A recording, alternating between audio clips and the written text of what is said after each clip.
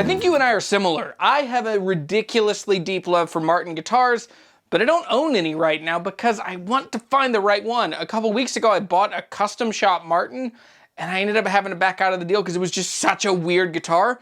But let's try another custom shop. So in this box is a second custom shop guitar. Now this box is weird. How is a guitar, I mean, maybe it's in here. Tell me in the comments below, how do you put a rectangular case in a square box? Tell me the orientation in which you think this.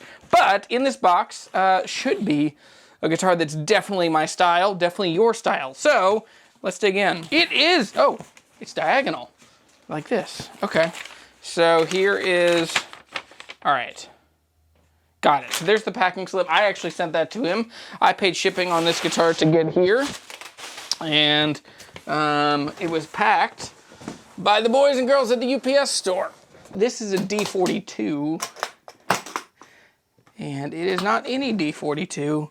Holy cow. Oh my gosh.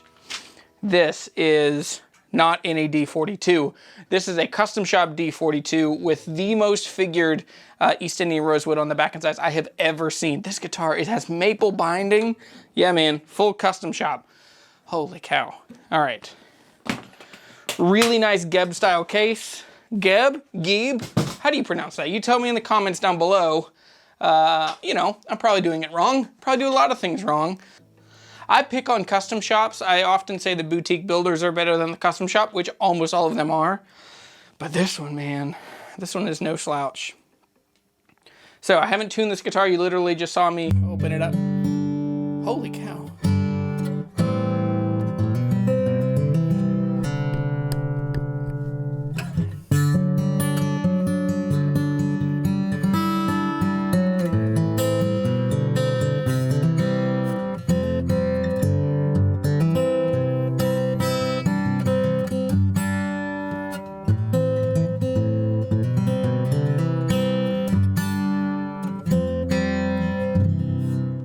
So this guitar has like definite 42 stylings, and it is a D-42. So Sitka spruce top, East Indian rosewood back and sides. But in addition to that, has the snowflake inlays, which I'm not normally a fan of. I haven't liked them in the past. I think they're a little too ornate. It also has the snowflakes on the bridge. Again, for me, it's just a little too flashy usually, but oh man, this guitar really does a thing for me in my heart and my soul.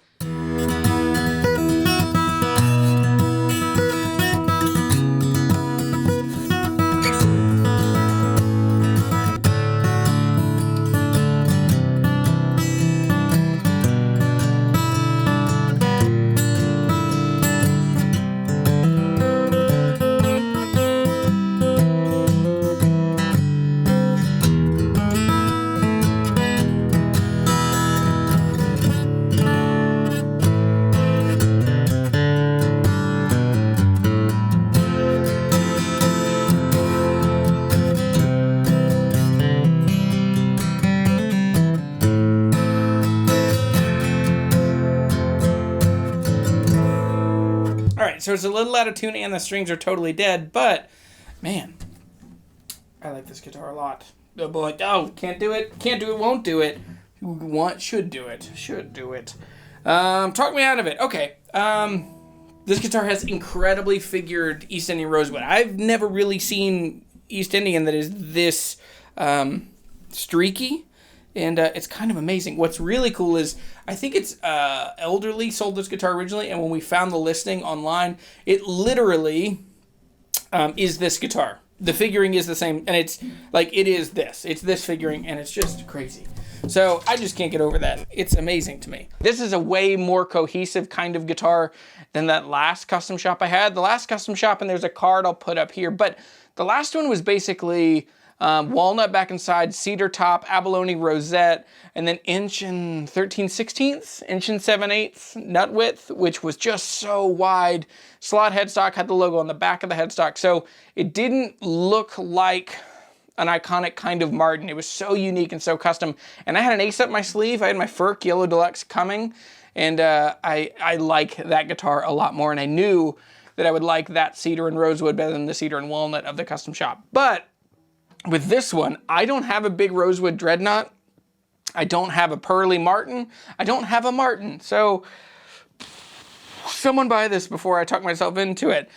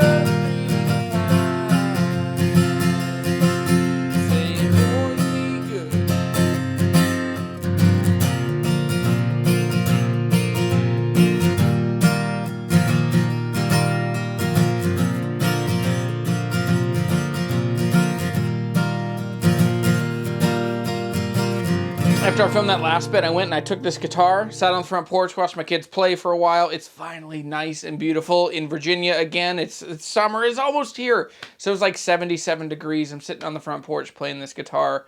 And as I'm sitting and I'm looking at this guitar, I realized from the back of the headstock and just the playing and the tone and the just so much about this guitar was like, it feels like a Collings. It looks like a Collings. Has this really crispy square headstock on the front.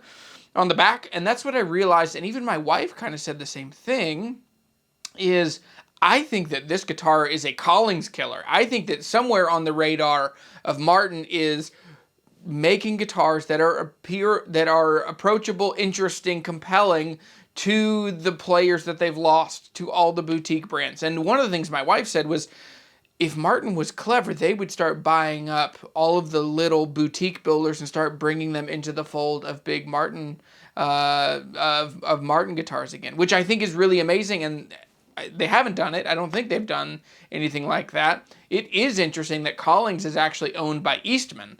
And so that's, I mean, it's a shift. People aren't really talking about it. But anyway, this guitar is, I mean, that's the phrase that I came up with last night, and I went to bed thinking about it. This is a Collings killer. This is a guitar to bring back the scattered masses from among the nations, you know.